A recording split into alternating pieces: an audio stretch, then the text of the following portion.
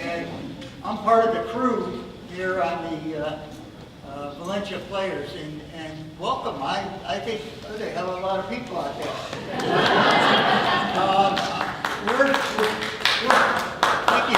Thank you. We're happy you're here, and we hope you have some fun, because I'm on the crew and I don't mind sweeping and setting up chairs and things like that.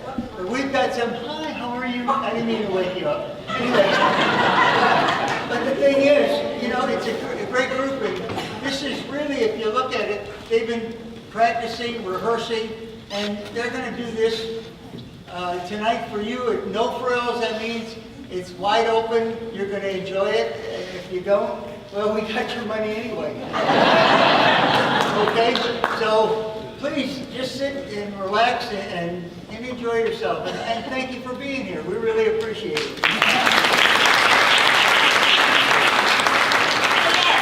Ed, read this. What? Read it again.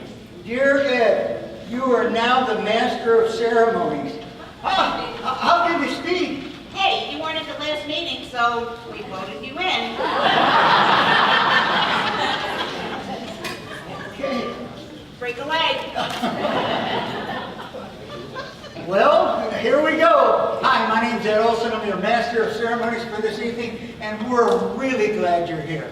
It's going to be a good time. We're going to do some monologues, which is just one person standing up here talking to you, and you can imagine how scary that can be. They have rehearsed over and over. Then we're going to have some improv. We're going to have some people up here do some improvisations that I think you're really going to enjoy. And then the last thing we're going to do is we're going to do some separate scenes from a highly acclaimed play. And it's funny. And if you don't laugh, then maybe there's something wrong with your funny bone. I don't know. But we're hoping that you will, and I know you will, because it's been funny for us. But the first group that we're going to have up is monologues. However, there's a person that's guided us through, has been one of our instructors, one of our directors, and she is a teacher, a cajoler, a person that drives us. She's a writer, she's a director, and she's our own Judge Judy. Ladies and gentlemen, put your hands together for Judy Rodman.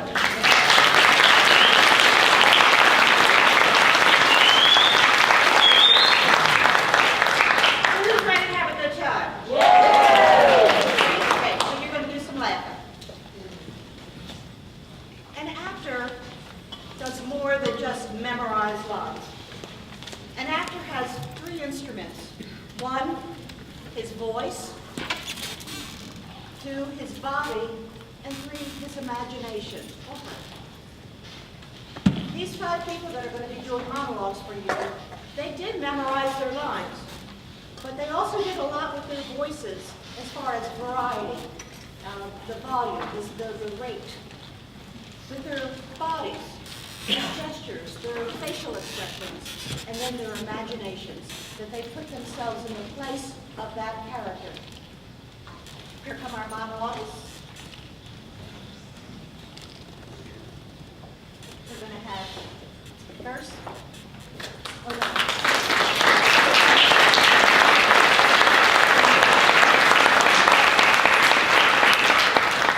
First on our agenda is Dana Gallon, Bob Salt, Leslie Salt, Ed Evers, and Moselle Burnell.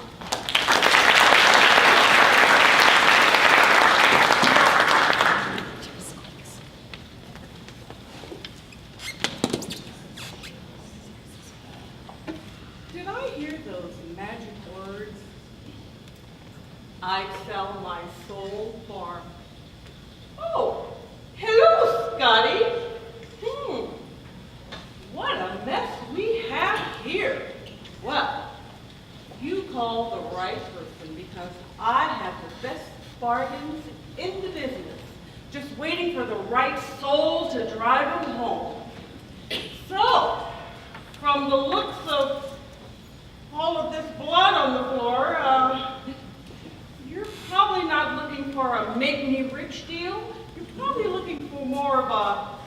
this all go away. Plea bargain, right? Right. I'll tell you what, you called the right gal. Now, what I can tell you is that we can work out a little deal for you. And I just happen to have the paperwork with me right here.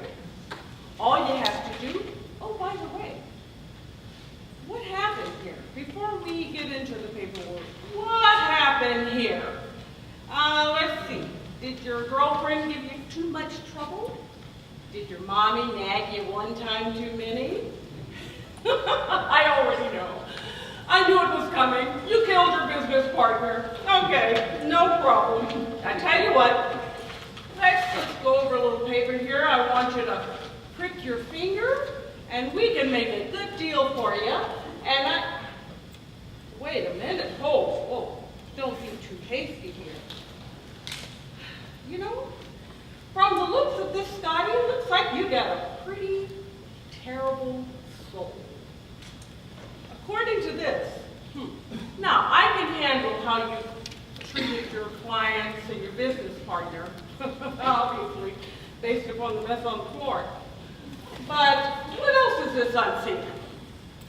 You vandalized a church? You set a squirrel on fire? What is this? You never changed the toilet paper roll? Not what? Do you know how easy that is to do? And how inconvenient is that for the person who comes in after you? I mean, seriously. You know, I cannot help you. I'm not going to help you. I'd love to, but you got a crummy soul. So what you need to do is get yourself a little bleach, a little scrub-a-dub-dub, clean this mess up the best way that you can. And I tell you what, do something nice. Get your credit score up. Save a little kitty cat without drowning him. And we'll get back in 2 or 3 years, okay? And by the way, sure do keep it hot in here.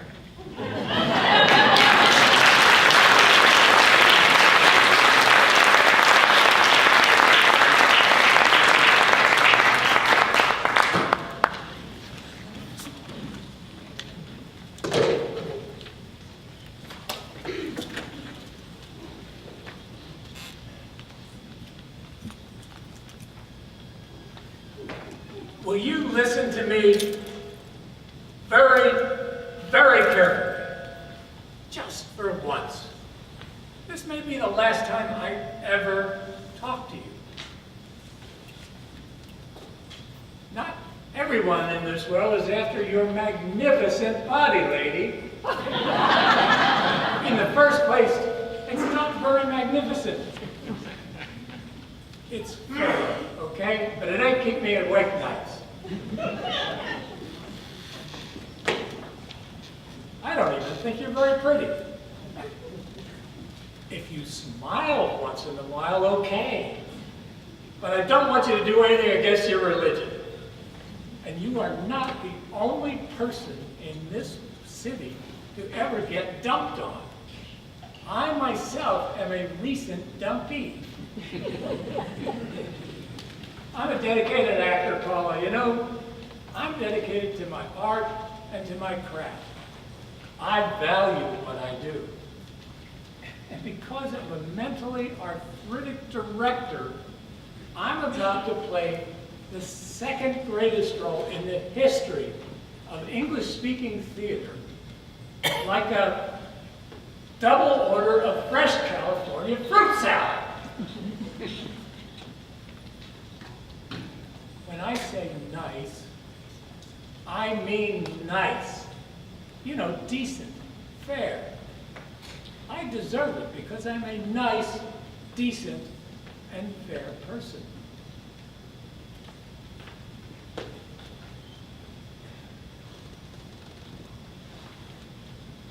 I don't want to jump your bones. I don't even want to see you in the morning. I'll tell you what I do like about you, Paula. Lucy. Lucy's your best part. Lucy's worth putting up with you for. So, here's $64 for the care and feeding of that terrific kid. You get zippity-doo-dah. You want any money? Borrow it from your 10-year-old daughter. I am now going inside my room to meditate away my hostility toward you. Personally, I don't think it can be done. See.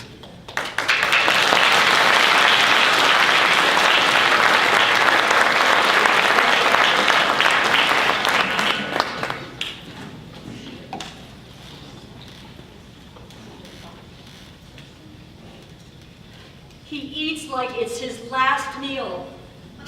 I am not kidding. Have you ever seen a dog beg for food? Okay, he's like that. He begs for food, and as soon as he gets his dish, he's all in, complete tunnel vision. A bomb could go off, and he wouldn't budge. I have been telling him for years, numerous times, to slow down when he eats, because one day he's going to choke. It's really ridiculous. Sometimes I just get so excited and so scared when I see him eat. Anyway, he wanted to try this new restaurant that he'd heard about, so we went. He orders this fantastic dish of fish and potatoes. Oh, it really looked fantastic. Oh, I wanted to eat it myself. Like clockwork, as soon as the dish arrived, he's all in. This time, it happened. He was eating so fast that a piece of fish and potato got lodged in his throat. And he looks at me, staring at me, turning purple. Well, truth is, I didn't get excited at first. I've been warning that jackass for years to slow down. But then after a while, I actually did get excited. Because he jumps up and he's holding his throat and his chest, and there's this big commotion in the restaurant. Luckily, there was a waiter there who was trained in CPR. He was able to lodge the fish and the potato out of his throat. But guess what? You should see how he eats now.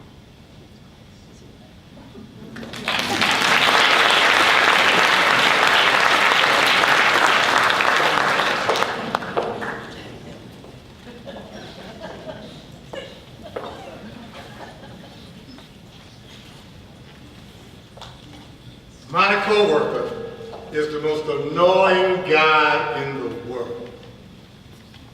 I wish to God I wasn't so friendly with this guy when I first started working here at the new job. And you know, I should have wondered why he was overly nice to me. At first I thought it was just good manners. But no, I come to find out it was pure desperation. No one else speaks to the guy. The other co-workers, they avoid him as though he's diseased, and now I'm stuck with him without a clue on how to get rid of him. Now, I don't intend to sound mean, and I probably do, but you don't understand. For example, every day I go into work, I go into the break room to prepare my first cup of joe, my first cup of coffee of the day. This is my moment, the moment I take to prepare myself to deal with my manager and all the other jerks I report to and work for. This is the quiet moment of the day for my coffee. This is the time that I muscle up all the energy and the strength I have to walk down that damn hallway to my desk. But no, here comes Andrew, for he knows I'm in the office and it's quiet. He takes this opportunity to jump right in and decide to share with me everything that has transpired in his life the night before. And trust me, it's of no importance to anyone. Every morning, here he comes. Man, you should have been with me last night. I upped my game. You'd have been proud of your boy. Oh yeah, it was good, it was good. And I swear, it takes every damn bone in my body to keep from saying, Andrew, who gives a flying? You know that.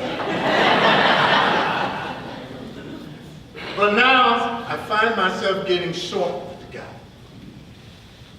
You know, he comes in, I'm cutting his sentences off, and he's asking me these asinine questions, you know, the kind that people ask just to keep a conversation going, those type of questions.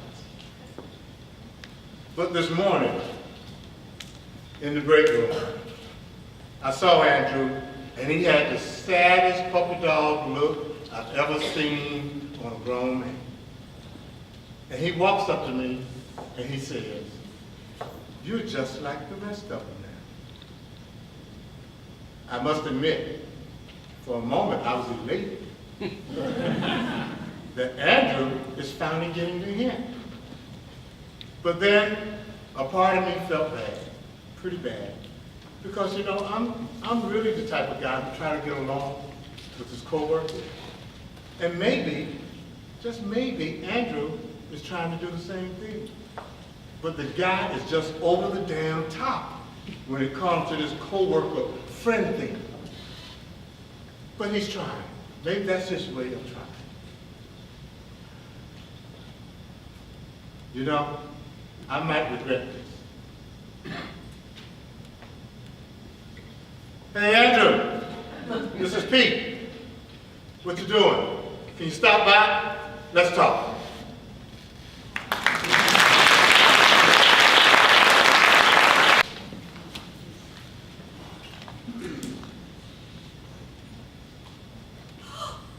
Don't do it. Don't open that box one more notch. Don't ask me to marry you. I can't let you do this to me. I mean, before you, I was such a bitch.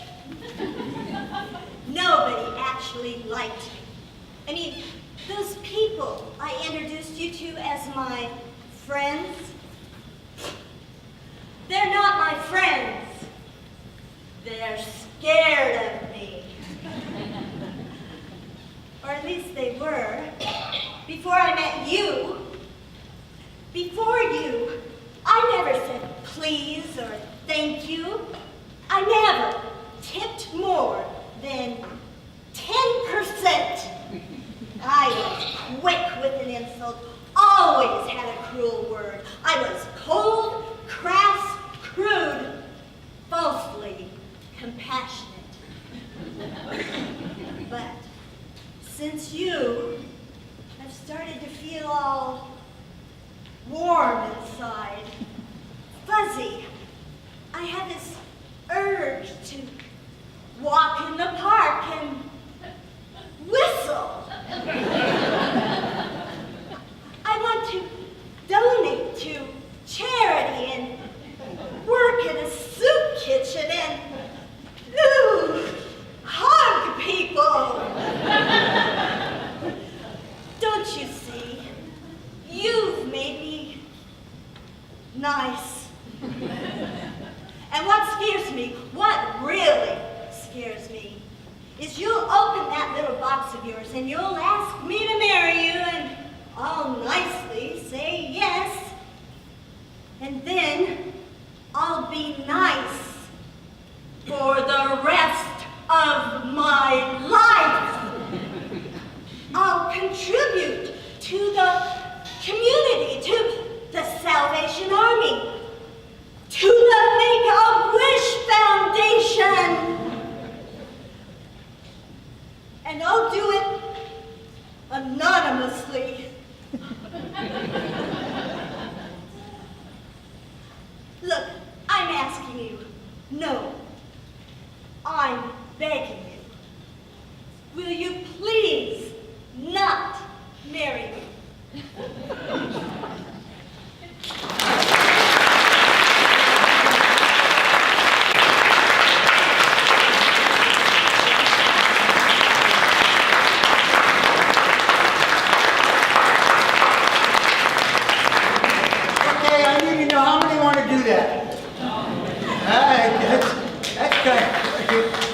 was pretty good.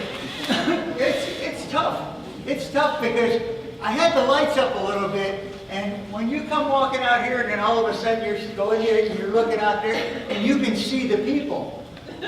That makes a difference. That makes a difference because usually it's all dark out there, and you're going, I got this made. All right, but you look out here, and you're looking at this guy right here, and he's going, he's making faces at you. I mean, what the hell are you going to do that? We got something for you right now. Wait a minute. Mike! This is Mike!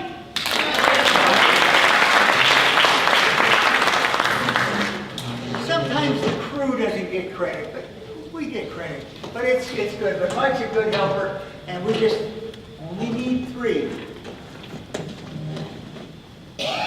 What we've got next for you is improvisation.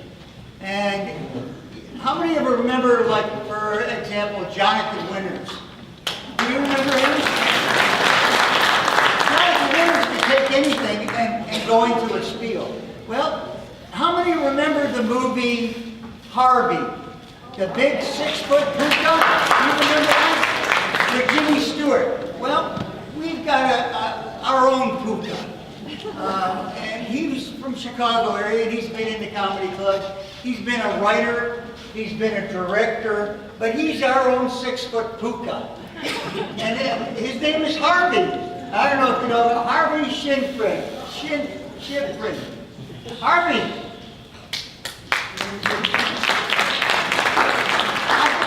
Why do I get notes? I don't.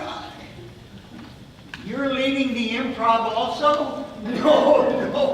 Harvey, it's all yours. Take it. Just kidding. Thank you.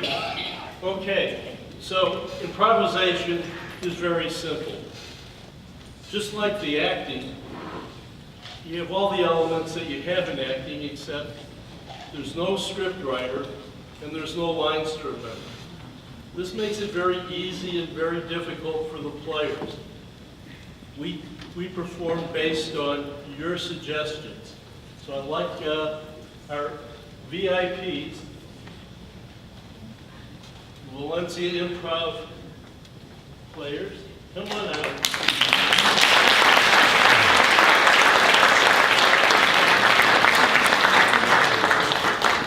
Okay, in order we have Mike, Pam, Fran, Angelina, and Roberta. And the very first thing we're going to do is what we call an emotional symphony. All right? So what I need to get from you is a different emotion for each person. Somebody shout out an emotion. Happy. Happy. Sad. Sad. Embarrassed. Surprised. What? Depressed. Frustrated. Frustrated. Embarrassed. Horny. Worried.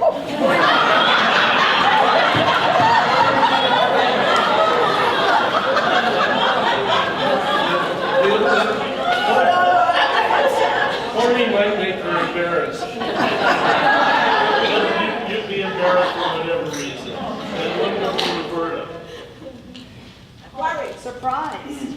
Sexy. Surprised. Surprise. Okay, I'm going to come down and direct this emotional symphony. Oh yeah, but the symphony's about something, has a theme. What's a common theme that people would have these emotions about? They're kids. They're dogs. A wedding? Engagement. Engagement. Okay, let's warm up.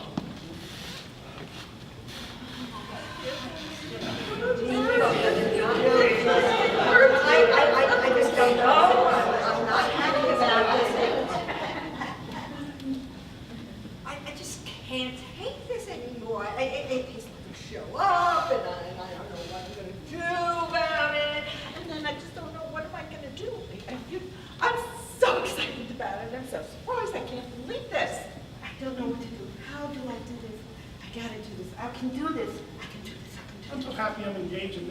engagement for, but I'm happy about it. How could she pick that loser? Oh my God!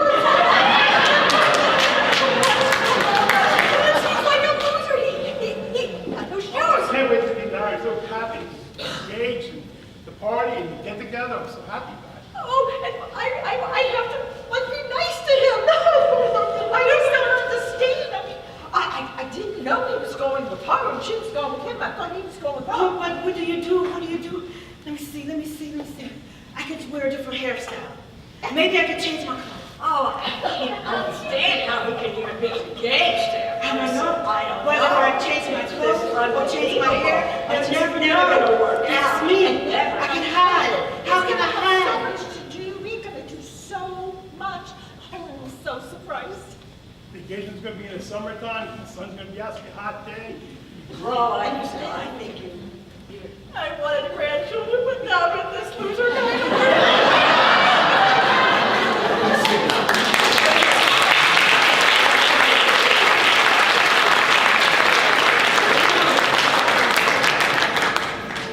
Okay. Maybe staying close to the mics. The next thing we're gonna do is a soap opera. So you all know soap operas. Everybody's in conflict, everybody has a problem. What would Mike's problem be? Amnesia. Amnesia? Amnesia. husband cheated. What? Her husband cheated on her. Coming back from the dead. Fred. Secret twin. A secret twin. And for Angelina. A child that doesn't really belong to her, but belongs to her brother.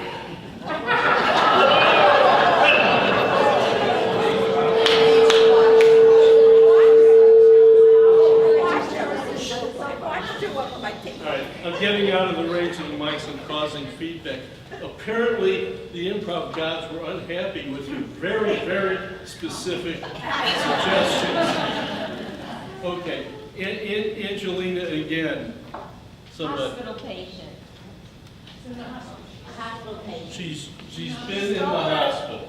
Okay. Stole a baby. And for Roberta. She married a father who's sleeping with his son.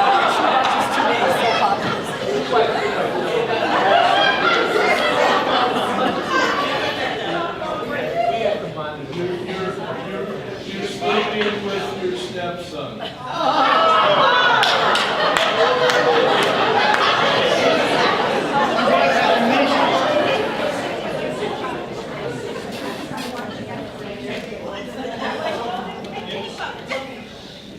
I'm just thinking that your therapist must be very rich. Okay, so, where would it be a place that people would gather? Casino. A wedding. Wedding, a wedding. Okay, so, you've got amnesia. Husband cheated on me. A secret twin. Embarrassed. I'm in the hospital. You've been in I've been in the hospital. for reasons we don't know. Okay, But no, he's made short son. Married to the husband's son. okay, Second marriage. got it. Okay, so we're gonna start the scene at a wedding, and here's what we're gonna do. Why don't you take your positions on either side of the stage? They're off stage now. So two people will start the scene, and, oh yeah, I'm gonna give them words. So, Roberta, your word is dog. Dog. Michael, shoe. Pam, watch. Angelina, tree. And Fran, shirt. Okay. So when they hear their word and they're off stage, they've got to get themselves on stage. They've got to motivate an entrance. If they're on stage and they hear their word, they've got to motivate an exit. Okay? So now we bring you to a soap opera and a wedding.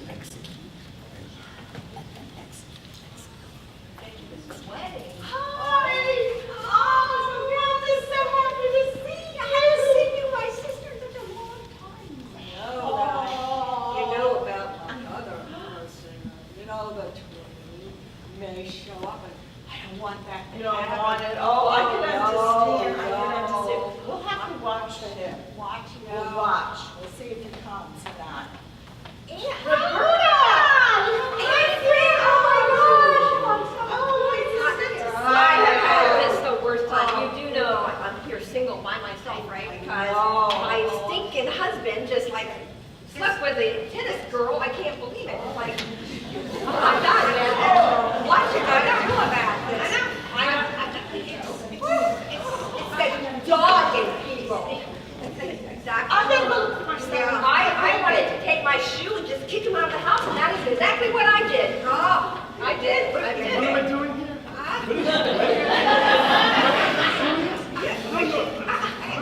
Uncle Mike, you always forget. Always forget. What am I Very doing? forgetful. Very forgetful. Twin. I think I left my car by the tree in my deposit. Oh, yeah. You know, Hi, it's so good to see you. I am so sorry to hear about your situation. Wait, Man, what can you say? They stink. You said it, I believe They it. are dogs. That's what they are. Yes, they are. And I tell you, You know, I just, I left my shirt out there. I'll make my back. Hurry back, hurry back. I'm telling you. Who's getting married again? Well, it was, Maria is getting married. You know, your cousin Maria. Maria, Uncle John's daughter. Oh, Maria. all right. She's the one that had that cute watch we used to love. Right, exactly. Oh, that watch. I gotta go. Such a beautiful watch. Okay, yeah, I love my watch as well, so I think I'll go see if I can find another one that's even better. Your son-in-law, is he here? Is he here? Oh, yeah. I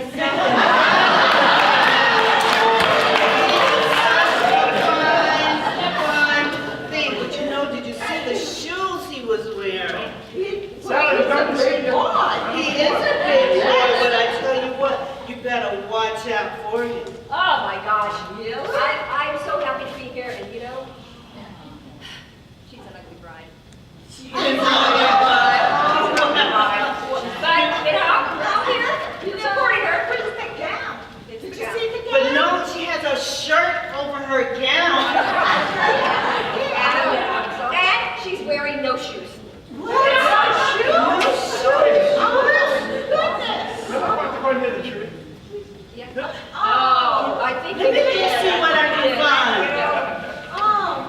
Never anything into it. See my stepson? I don't know. Oh, a darn singer. I'm such a show. Well, I'm so pathetic. Oh my God! I don't know what. So we will talk. I'm gonna go find somebody, place to cry. What's your stepson's name again? I don't remember. Oh, Billy. Billy. I mean, Billy. Yeah. I remember a little bit. Now I don't Billy. remember. You know what? I gotta go walk the dog. I gotta walk the dog. Let's take the amnesia and the shirt.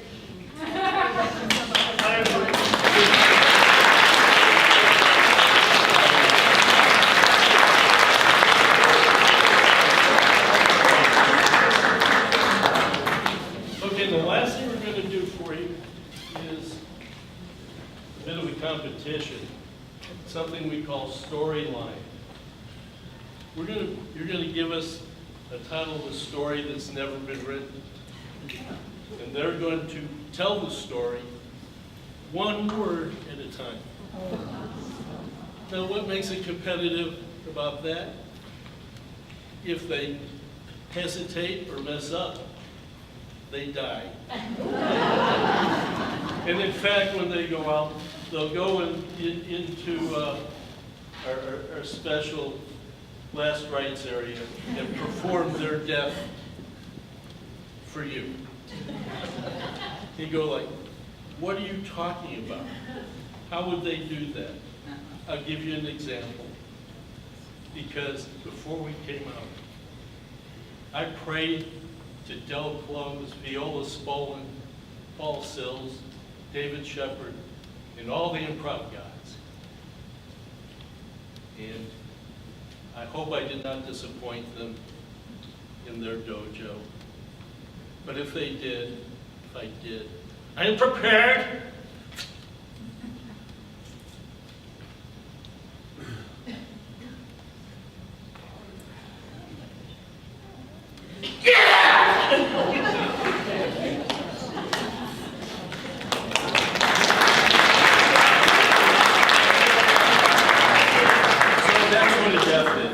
Okay, so I need a topic of a title of a story that's never been written. No ordinary child. Wait, you wrote lots of stuff. You didn't write that one. Okay, we'll copyright that. No ordinary retirement.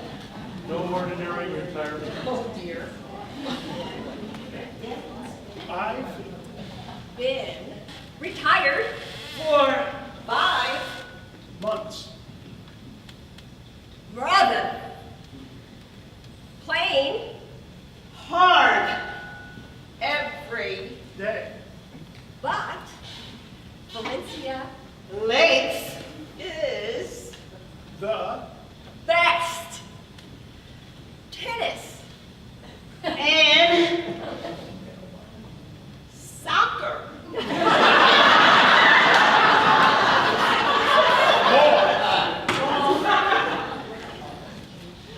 Dance. Players. and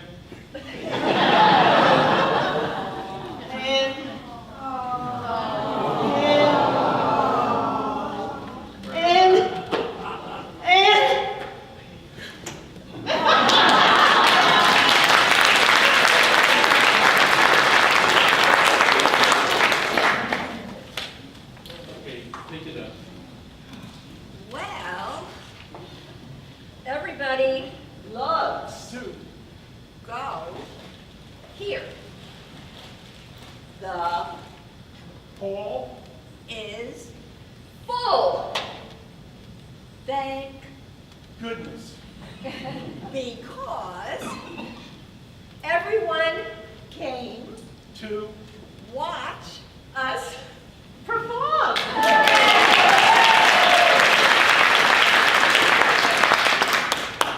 now We are getting to nervous.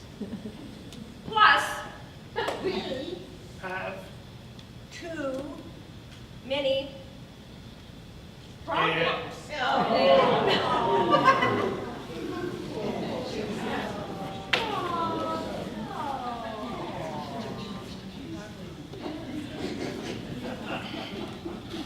like your problems.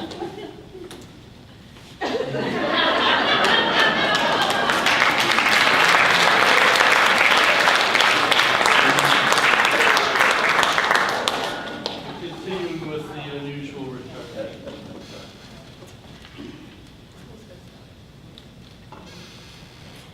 Here blossoms the wonderful, crazy, people who make us laugh. Come here. to Valencia Place. and join Our 55 and over 2 community. Fan. I'm dying? No, okay. He's dying. Mine's dying.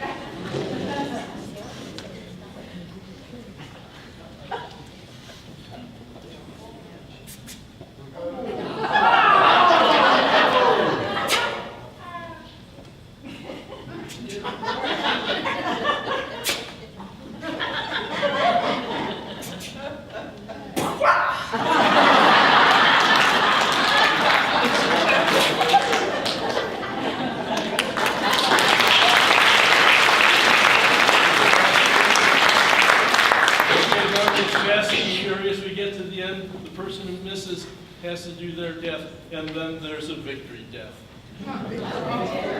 Yoga is And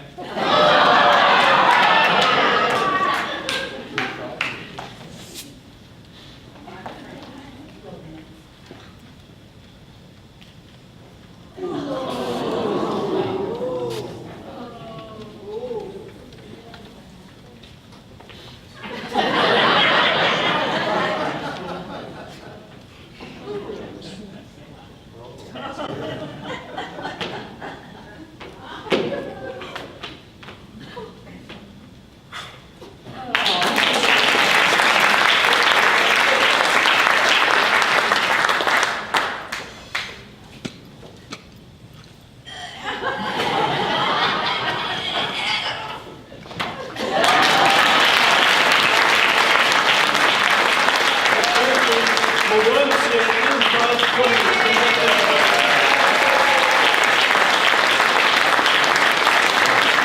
Okay, here we go. Fran, Pam, Mike, Angelina, Roberta.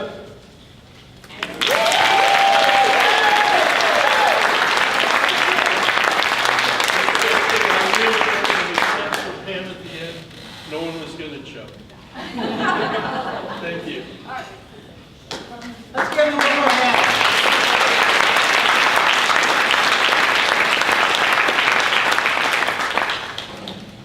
How many want to try something like that? I think that would be kind of interesting. And you can sign up for our classes. Just go to the little area that's got the sign up. Put your name down on there, and next time we got some acting classes going on, or some improv. All right? What we're going to do now is, now you're going to see, we're gonna have some scenes out of a play, but let me just say this. We were talking back here, and you're a great audience because you came here to laugh. Whether you understand it or not, your tickle bone's been tickled a little bit, and we're going to continue doing that. But from the acting standpoint, we just want to say thank you very much because you came here to laugh. So give yourself a hand. Now, as you've seen, we've had a person do a monologue. We've had some improv. Now we're going to do it as scenes. Scenes where you've got interaction between a couple people, and you're waiting for them to say a line so you can say a line, and it just flows. So we're gonna bring back out our Judge Judy again to explain a little bit about what we're gonna do. Judge Judy, are you on board? Come on down.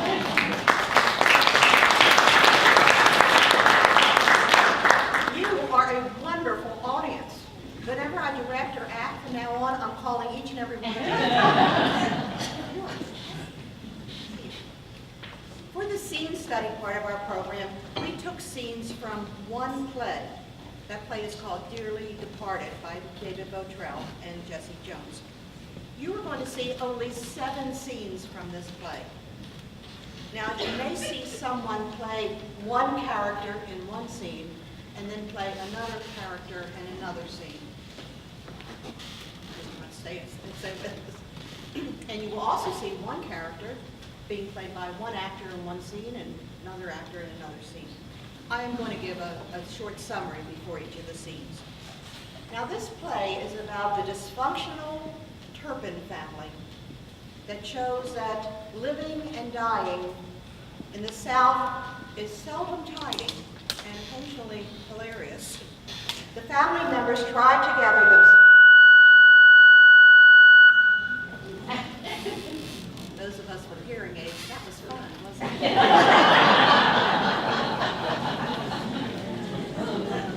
The family members try to gather themselves together for the funeral of the patriarch, Bud.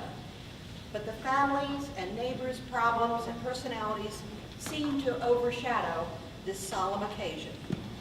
This eccentric community of misfits just manage to pull together and help each other in their hour of need.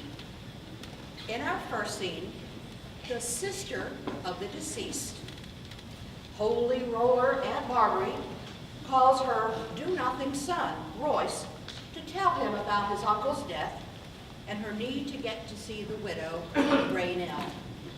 Marguerite is played by Leslie Stahl, and Royce is played by Bob Stahl.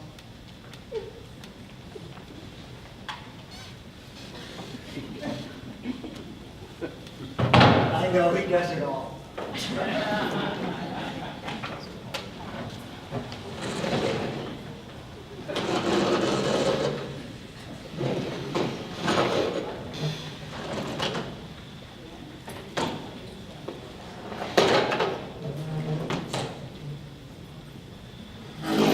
No, you could have been shorter.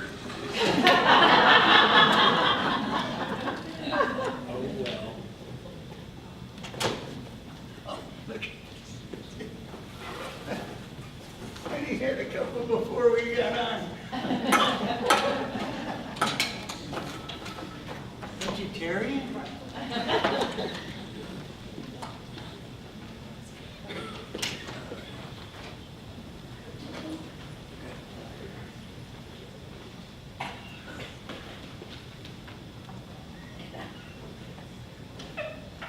Hey, it's no frills.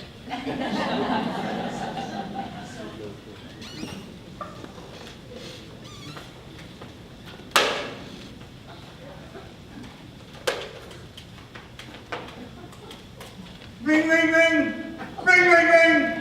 Who the hell? Blessed assurance that Jesus is mine. Oh, what a foretaste of a glory divine. Oh, you are not going to get away with it that easy. Ring, ring, ring! Ring, ring, ring! Ring! Our salvation purchased of blood, born is his spirit, blessed in his blood. Good God, Mama! What was that? Did I hear the Lord's name taken in vain? Was that blasphemy? What time is it? It's 7 a.m. and the watchman said the morning cometh, and also the night. And if you will inquire ye, return, come. Uh-huh. Isaiah 21:12. What the hell do you want? Oh, stop talking, Phil. And what are you still doing in bed at 7 a.m.? Why aren't you out looking for a job? Are you suffering from a hangover? Were you out dancing and drinking and talking filth? Oh. Are you laid up there with some harlot? No, I'm not Harlot! with some... Harlot, can you hear me? Harlot! Will you stop that? There ain't no harlots here, for God! That's you used the Lord's name in vain again. No, I didn't. What do you want, Mama? Can't a mother call up her lazy good-for-nothing son just to see how he's doing? Well, why don't you ask me how I'm doing? So I can get back to sleep! I do not have time to listen to your troubles. I have got too much to do. Your Uncle Bud passed this morning. Good God! Oh, that's three! That's 3 GODs and it's only 7:05 in the morning. Oh. What did he die of? Well, stroke. No surprise, he's been hanging on by a thread for years. I'm real sorry to hear that. Oh, you want to know what I'm sorry about? Your Uncle Bud passed not belonging to any church whatsoever. Always scorned and mocked the good doings of good Christian people. Oh, and you know what that means. Don't say it, Mama. Roasting on the edge of a pitchfork, Mama, even it's all after his crying out in eternal torment. How's Aunt Lord, Renelle? my You remember dearest. Aunt Renelle, don't you? The widow? How's she doing? Well, how do you think she's doing? Awful. Her husband, he just dropped in right there at the breakfast table. Well, that's why we have to get over there to offer her some comfort and good Christian counsel. What do you mean, we? Are you telling me you're gonna turn your back on your family in this time of tragedy? Can't Ray Bud and them come and get you? No, they can't. They've got too much to do. And besides, I'd die shame if they knew my own son wouldn't come over here to take me over there to comfort my only brother's grieving widow.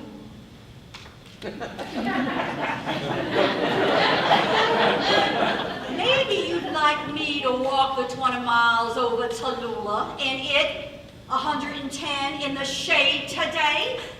Oh, maybe you'd like me to drop dead of a heat stroke. What time do you want to go? What time do you think I want to go next month? Now, I want to go now. Get your lazy, worthless self out of your bed and come over and get me now. Bud is not going to keep long in this heat. Goodbye, Mama. I love you too.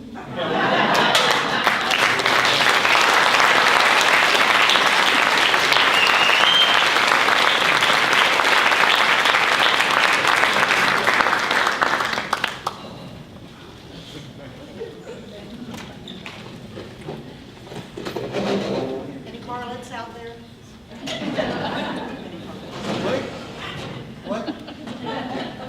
Continuing with funeral plans is long-suffering daughter-in-law Lucille and the first son of Raynell and Bud, who of course is named Ray Bud. Ray Bud is not at all happy with the planning and the costs of the funeral. Lucille and Ray Bud do not have children, as she has had 7 miscarriages, the last one happening at a Kentucky Fried Chicken restaurant. Lucille is played by Sherry Jennings, and Mike Rutigliano.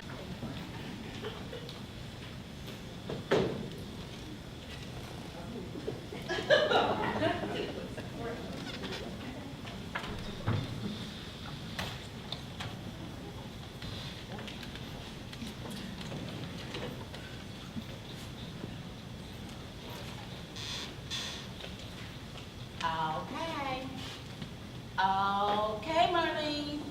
Either Ray Bud or I'll be down this afternoon to pick up those brochures. You bet. Well, I sure appreciate that. Now, we're planning on having the viewing in the community room this evening about 7. And we're expecting quite a crowd. So you better tell Cecil to pull out those extra folding chairs. Ah. I didn't know there was an extra charge for that.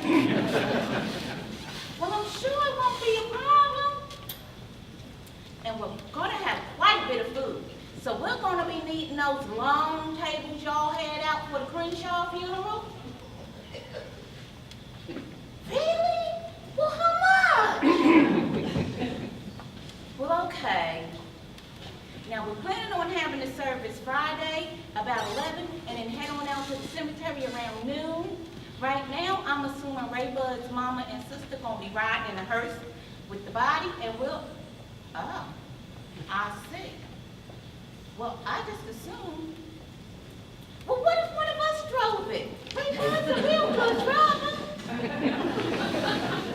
Oh, of course, your insurance and all.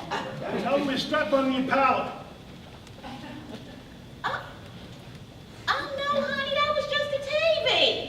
Ray Bud, turn down that TV in there. I'm trying to make your daddy funeral arrangements in here. I'm so sorry, Marlene. Now, where were we? Yes, of course, I know Cecil's got to make a living. I'm sure he's a good driver. Listen, honey, I got to go here. Ray Bud hasn't even had his breakfast yet. I'll see you this afternoon, and we'll work on the rest of the details then. Okay. Okay.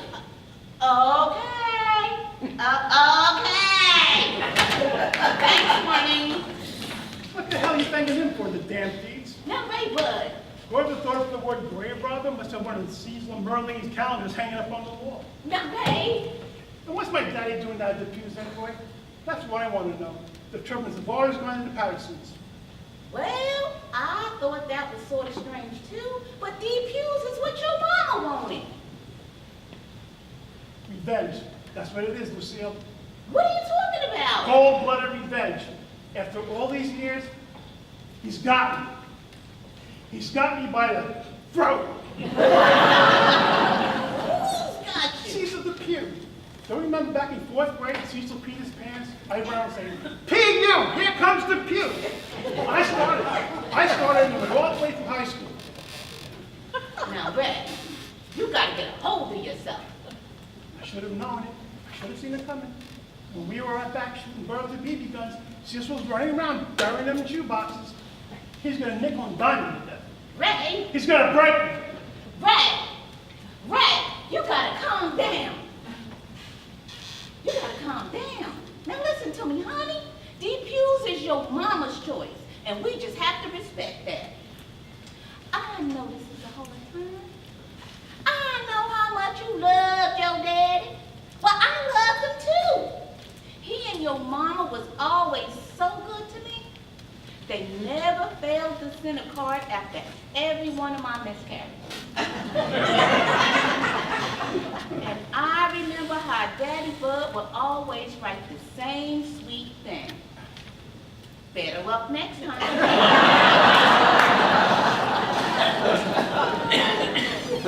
I don't know how to get through this, Lucille. I swear to God I don't. I hate funerals, and I hate everything about them. Well, Ray, we're family. And we're gonna stick together. And speaking of family, your Aunt Marguerite volunteered to spend the night with your mama. And Junior, Suzanne, and the kids, they can stay here with us. They ain't staying here with us, Lucille. Well, Ray, he's your They can brother. shack up down at the Motel 6. I'm gonna have them drinking that mess over here. You know they can't afford no motel, Ray. Is that my fault? Did I put a gun to his head and make him mortgage his house and waste all that money in that pipe dream? Junior, a businessman? Junior couldn't sell lemonade in hell, Lucille. He tried so hard, Ray. Face it, Lucille, he's an idiot. I'm not having him here. I'm not having Suzanne running her mouth. And those kids, demon possessed. They're good people, Ray. Demon possessed, Lucille, mark my words. They're good people. They just had a little stream of hard luck lately. Well, you know what? We're gonna talk about this tonight, because you're gonna be late. Clyde said they got 3 transmissions backed up waiting for you.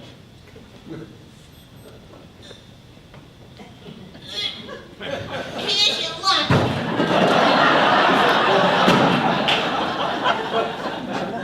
Now, Ray, we're not gonna have any problems, are we? No, Lucille, we're not gonna have any problems. But just do me one favor. When I die, you don't tell anybody. Just bury me in the backyard and tell everybody I left you.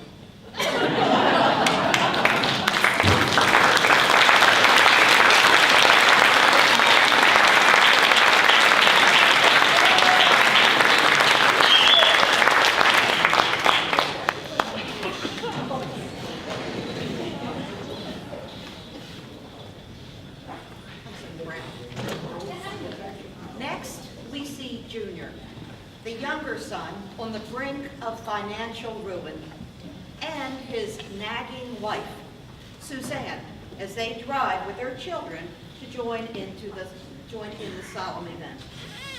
Suzanne's hopes and dreams have not been realized, and both her love and her resentment of her husband, Junior, is evident.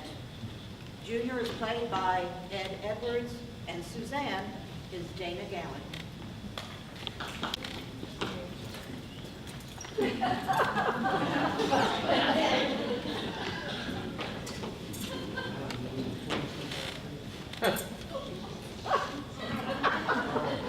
How's she gonna do it? How's she gonna go on with life without that bud? That's what I want to know. How's she gonna live her life without losing her mind?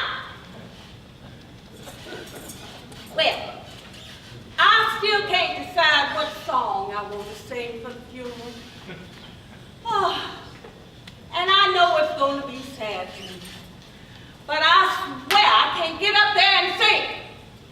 I'm just too all broken up. And Lord knows, I'll just probably get up there and fall down in a puddle of tears. Oh, and the humility of it all is knowing that Daddy Bud up and died without seeing you do anything with your life. Maybe you can sing Jesus on the cross. No, I don't know. That don't seem sad enough. And you know it's going to be sad. We had to sell everything we own and move into some god-awful trailer park just to pay for your big dream. Maybe, just maybe, you can set that to music, Suzanne. I believe I was only being honest and telling the truth. I mean, it is going to be just misery being up there, worried about what's going on. I love Daddy Bud. I loved him like he was my own daddy. I'm the one who had to go begging to him, crawling like a snake, begging for money to buy shoes for our children. I humbled myself, Junior. You know why? It can be summed up in 2 little words. For love. Boy, you kick my feet one more time, I'ma come back there and snatch you into next week. I know you're hungry. I'm hungry too. We'll stop and get some fast food if your daddy hadn't thrown all the money away.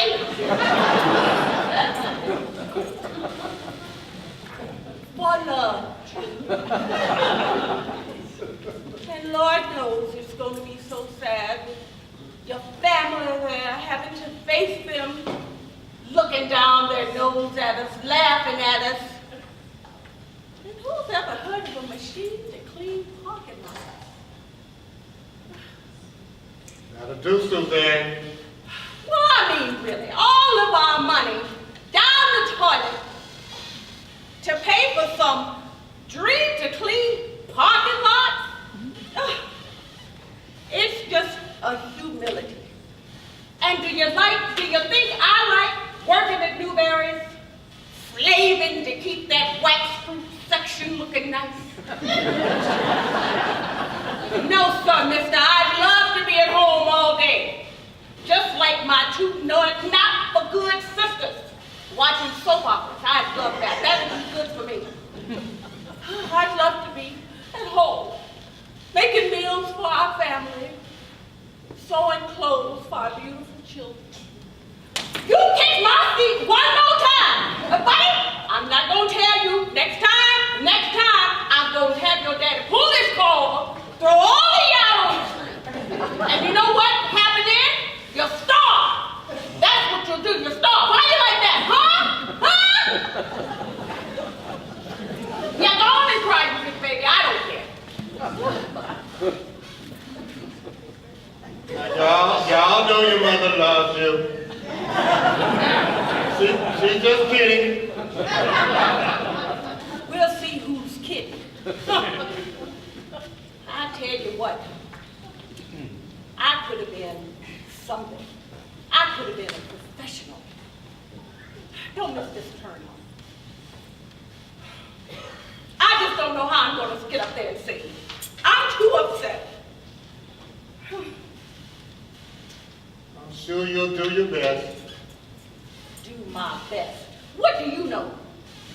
You gotta have confidence to do your best. I had confidence. I had talent once. I was a professional. I could have been. I could have married your cousin Teddy Wayne and been the wife of a lawyer, living in a big house with a swimming pool outside. But no.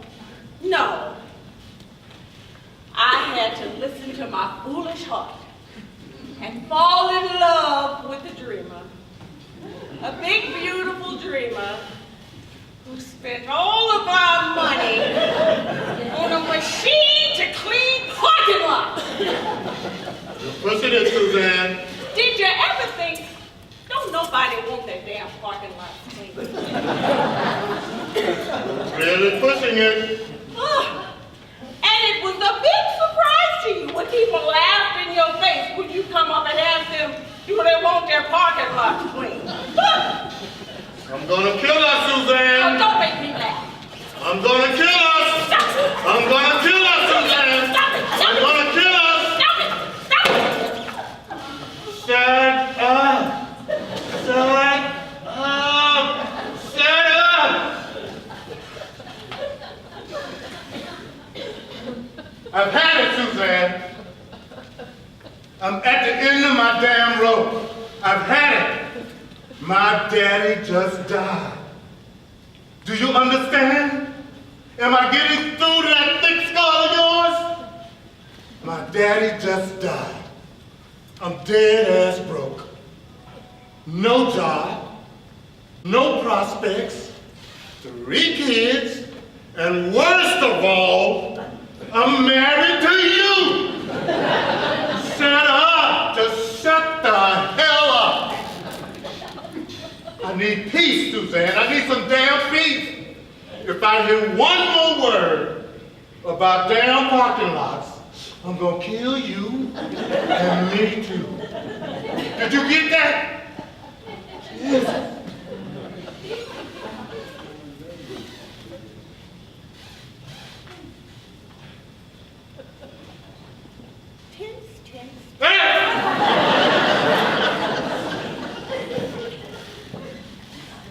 Don't always so tense. Put that away. Don't you worry, kids. Your daddy was just playing around. He ain't gonna kill me. He loves your mama.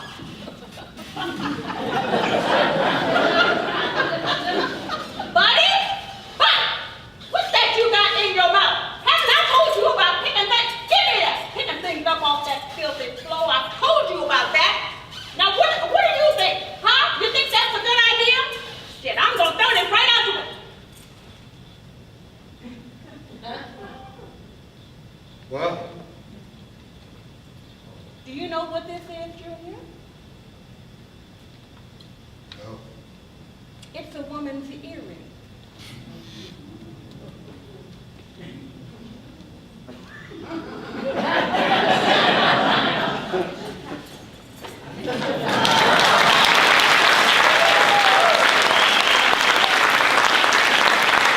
Raynell, the widow, played by Judy Donnell, discusses her life with Bud.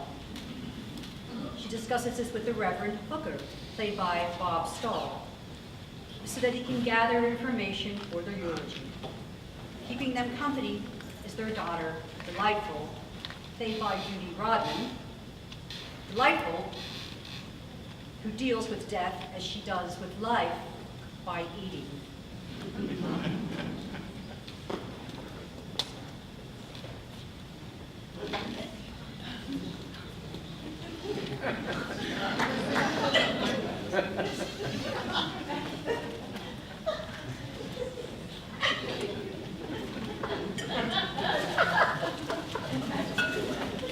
Reverend, could I get you a little more coffee? No, Sister Turpin, I'm fine. You just rest yourself. I know this has been an awful ordeal for you. Yes, it has. Must be a blessing to have your daughter here with you during this time of bereavement. Yes, it is. I believe you've met my daughter, Delightful. Yes, I believe I have. I know this must have been an awful shock to you too. How are you doing, Delightful? Okay. She's a blessing. Yes, she is. Our youngest. Came along a little late in life.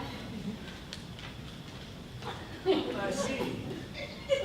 A comfort to you in your old age. She is precious to me. I can see why.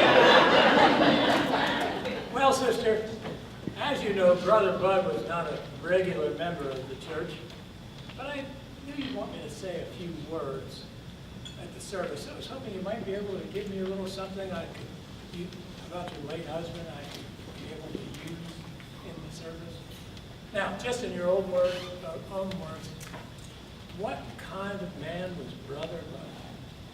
Well, he was mean. Mean. Mean as a snake. I see.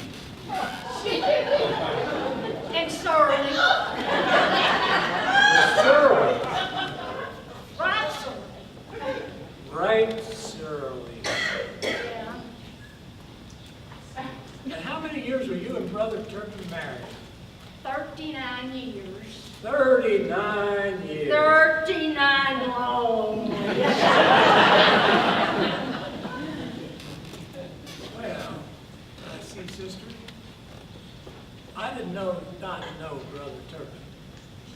But to me, he seemed like a quiet man. A man of inner strength. A man who kept his own counsel. Was at peace with himself and the world. A man of few words. Strong sense of family and community. A good neighbor you could go to if you needed help. A good husband and father. A man who was close to the earth. A wise, noble, and gentle man. That's because you didn't know it until he was old and sick. He was mean and right surly. Well, I've always thought it best for us to remember the happier times. sister. Far and few in between. Okay. You see, Reverend, Bud and I were both raised in the church, but we were young and drifted somewhat from shore. But then, after Ray, Bud, and Junior were born, I got interested in going back to the services. And I started going pretty regular with Bud's sister, Marguerite. And then, one night at a revival, preached by Reverend Reese Campbell, who was our pastor many years before you came, I got saved. Hallelujah. Oh, amen, amen. Yes. But then, when I went home and announced this to Bud, he just about hit the ceiling. And you have never heard such a stream of filthy language in all your life. So, I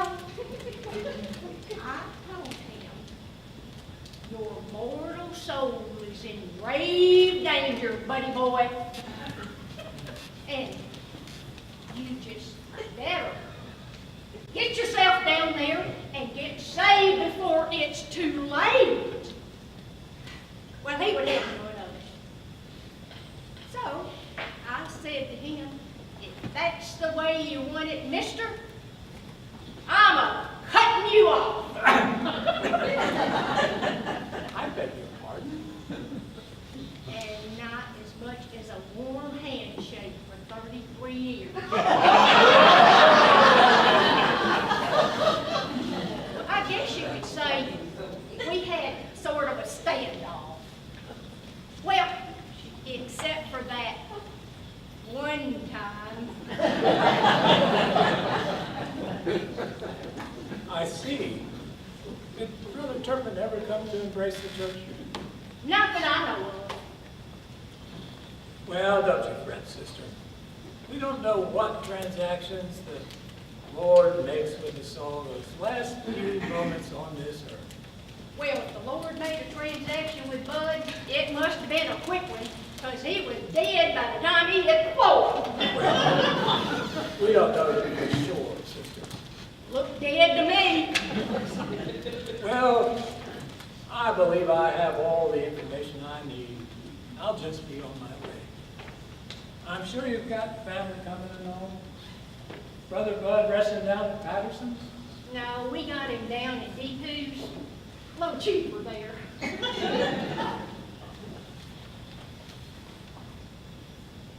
Delightful, do you have anything to add?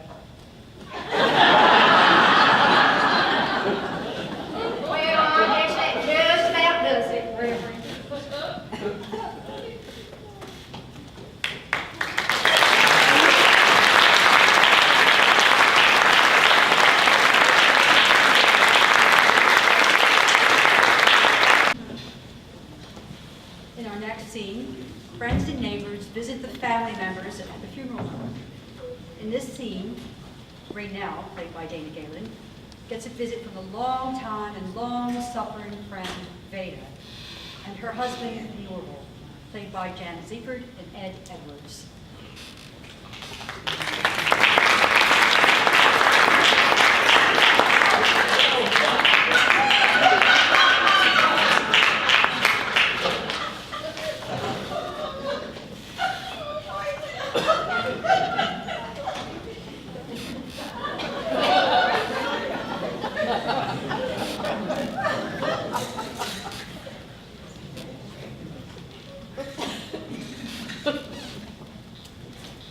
Well, we're sure sorry to hear about Bud. Thank you, Veda. Well, Noble's looking a lot better since the last time I saw him. Yeah. Yes, he has his good days and his bad days, ain't that right, Norval? What did he say? I believe he said the corn eats many miles. That's good, Norval. Good, Norval. That's good, that's good. Every once in a while, Norval takes a little walk through the garden, if you know what I mean. That's good. Yes, yes. So, Veda, it's been so long since I've seen you. How have you been? Oh, not so bad, I guess. I still manage to get to services on Sunday. And of course, we go into Timpson every Wednesday for Norval's dialysis and to get his prescriptions filled. The doctor's got him on this new liver pill that seems to be working out a lot better. Ain't that right, Norval? Norval? Norval! What? I thought we lost him there for a minute. I've got to remember to get them batteries changed on his pacemaker. Since we had his gallbladder out and his bypass done, I've seen a real improvement. And next month, we're getting rid of that prostate, aren't we? Of course, we gotta keep his stomach working, and this one is for his kidneys. I'll tell you, it's a lot to remember. I can imagine. Yes.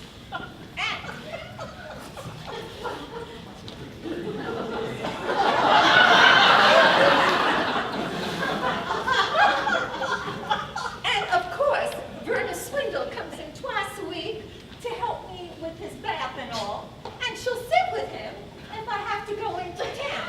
You get anything, Nora?